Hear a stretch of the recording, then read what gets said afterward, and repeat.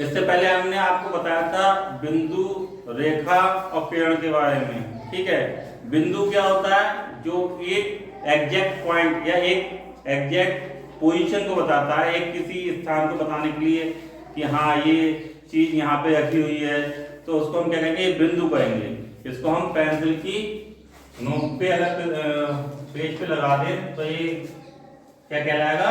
बिंदु कहलाएगा। इसको अंग्रेजी अक्षर के किसी भी अक्षर से दिखा सकते हैं। ठीक है, अब रेखा की बात की तो रेखा क्या होती है? एक इसमें एक ही दिशा होती है और लंबाई में दोनों तरफ हम इसको बढ़ा सकते हैं, तो वो क्या कहलाएगी? रेखा कहलाएगी। ठीक है, ये क्या है? रेखा। इसको अंग्रेजी अक्षर के किसी भी लेटर को लिखेंगे और उसके दोनों तरफ तीर का निशान लगा देंगे तो ये रेखा का निशान कहलाता है। अगर दोनों तरफ तीर लगाए तो ये रेखा कहलाएगी, वरना उसका मतलब कुछ और हो जाएगा। अगर यही किसी एक बिंदु पे ये रुकी हुई है और दूसरी तरफ लंबाई में कहीं पे भी अलग तक जा सकती है तो ये किरण कहलाएगी। क्या कहलाएगी? किरण कहलाएगी। ठीक, और अगर हम दो किरणें इस तरीके से ले लें जो एक ही बिंदु से निकले, कहां से निकले? मान लो ये बिंदु वो है और दो किरणें निकली अलग अलग दिशा में, एक इस दिशा में चली गई यहाँ से और एक दूसरी दिशा में यहाँ से चली गई, तो इन दो किरणों के द्वारा जो आकृति बनती है वो क्या कहलाती है? कोण कहलाती है। क्या कहलाती है? कोण कहलाती है। अब हमारे पास बहुत सारे विभिन्न प्रकार के कोण होते हैं, जैसे 0 डिग्री का कोण। कैसा? 0 डिग्री का कोण। जब वो किसी भी दिशा में नहीं घूमता है तो ऐसे कोण को हम क्या कहेंगे? 0 डिग्री का कोण। कोण से मतलब घुमाव से या झुकाव से भी होता है। ठीक है, दूसरा कोण होता है कि 0 से कम होता है, सॉरी 0 से ज्यादा होता है और 90 से कम होता है। 0 से ज्यादा होता है और 90 से कम होता है। ऐसे कोण को हम क्या कहेंगे? न्यून कोण कहेंगे। क्या कहेंगे? न्यून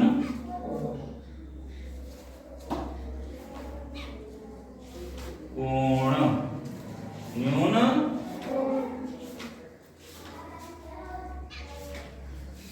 ठीक है। अब एक बच्चा हो यहाँ पे, तुम आप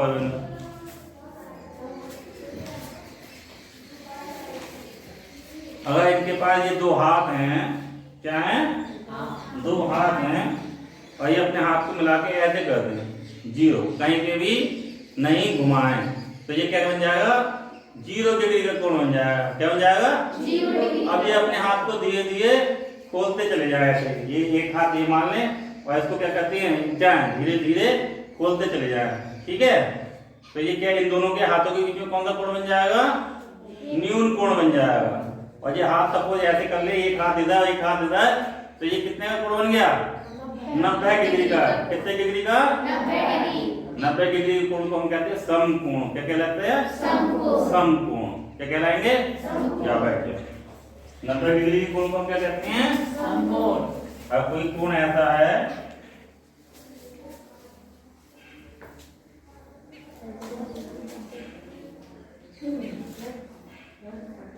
जिसमें एक किरण लेटी लेटी है और दूसरी किरण खड़ी खड़ी है, तो इसको क्या कहेंगे? समकोण। लेटी लेटी को हॉरिजॉन्टल और खड़ी खड़ी को वर्टिकल लाइन बोलते हैं। क्या कहेंगे? वर्टिकल। ठीक है, और इन दोनों के बीच में कोण क्या होगा? 90 डिग्री। अब हमारे दैनिक जीवन में भी ऐसे बहुत से उदाहरण हैं जो हमें 90 डिग्री की याद दिलाते हैं। जैसे ये हमारा ब्लैक बोर्ड है, ठीक है, इसमें जो नीचे की लाइन है ये वाली लेटी लेटी, ठीक, और ये खड़े के लिए, इन दोनों के बीच में कितना का कोण बनना है? 90 डिग्री का। तो ये भी क्या है? समकोण है।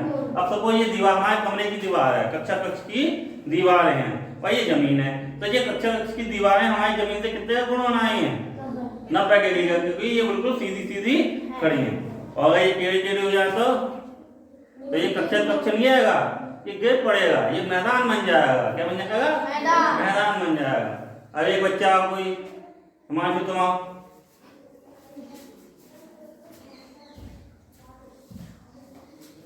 खड़े हो जाओ।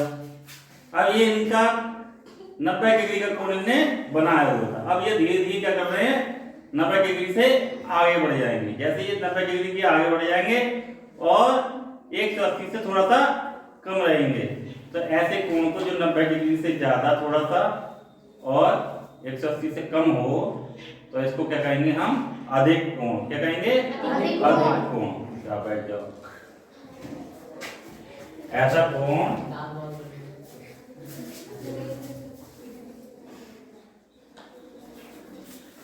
जो 90 डिग्री से ज्यादा होगा और 180 से कम होगा, तो क्या कहलाएगा, अधिक कोण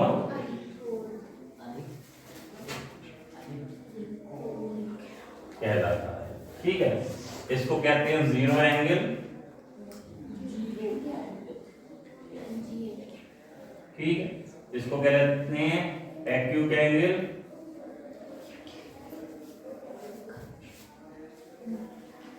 इसको राइट एंगल।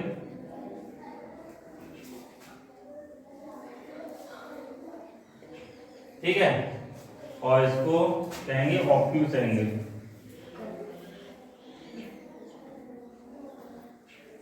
समझ गए ये बात। और कोण को इंग्लिश में कहते हैं एंगल। क्या कहते हैं, एंगल। ठीक है, बिंदु को क्या कहते हैं,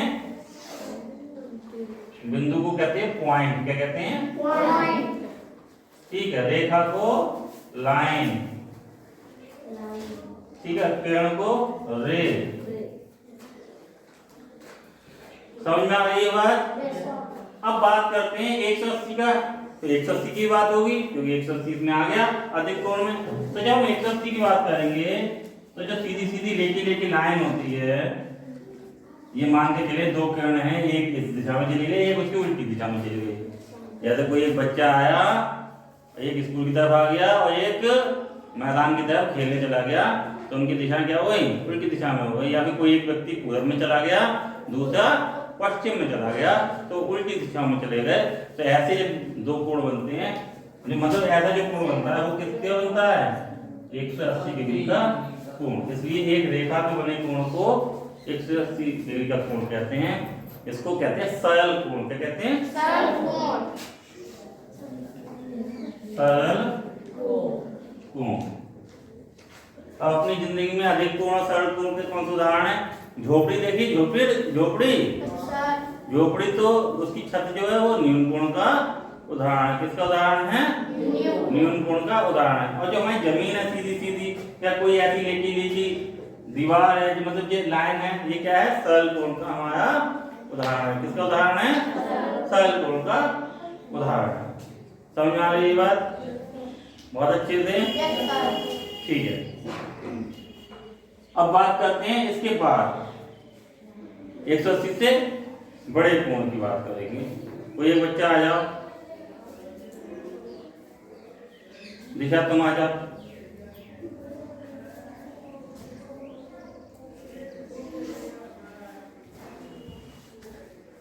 ऐसे दोनों हाथ करके खड़े हो जाओ।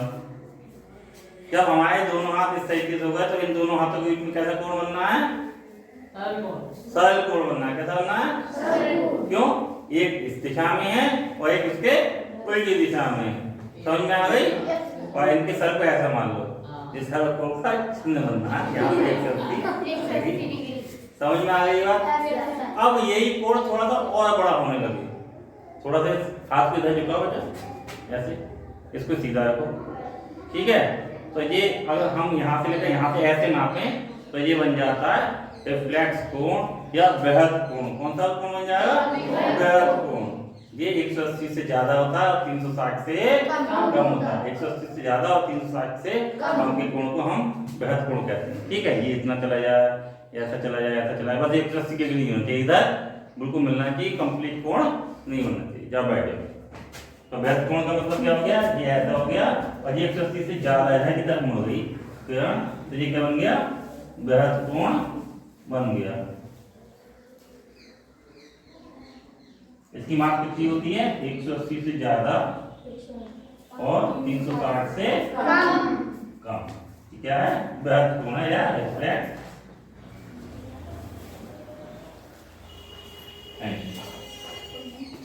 क्लियर? अब कभी कभी क्या होता है, ये घूमते घूमते घूमते घूमते क्या हो गया, हमने आके यहाँ पे बंद कर दिया, पूरा घुमा दिया, पूरा चक्का घुमा दिया।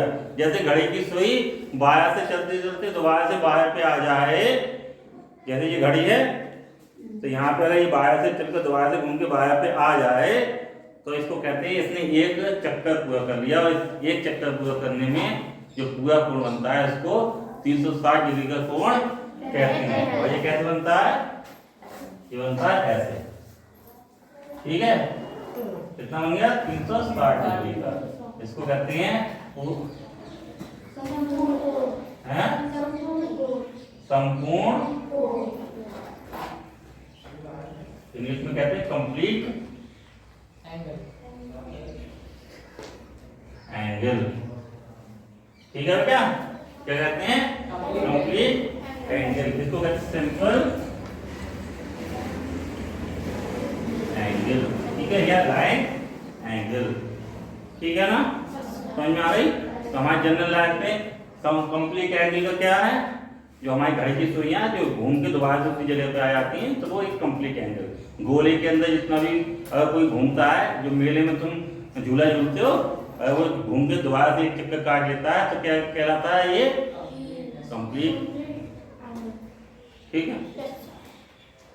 जैसे जैसे हम सीधी दिशा में चलते हैं वो क्या कहलाएगी, दूरी कहलाती है, सड़क पे चल रहे हैं। अगर हम किसी गोले में अगर हम घूम रहे हैं तो जो घुमाव होता है तो वो कोण कहलाता है। क्या कहलाता है, कोण कहलाता है। समझ में आ गई चीज? सारे कोण समझ में आ गए? तो ये सारे कोण थे